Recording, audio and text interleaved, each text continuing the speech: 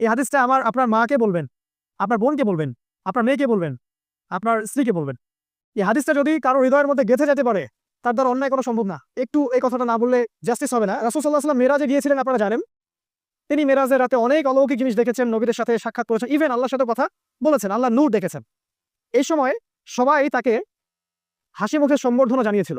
যার সাথেই দেখা হয়েছে তার সাথেই তিনি হাসি মুখে অভ্যর্থনা তাকে জানিয়েছে, আসসালামু আলাইকা আইয়ুহান নবী, সবাই বলেছে হাসি মুখে। একজন একজন মালাক, একজন ফেরেশতা তাকে দেখে হাসেননি, একজন।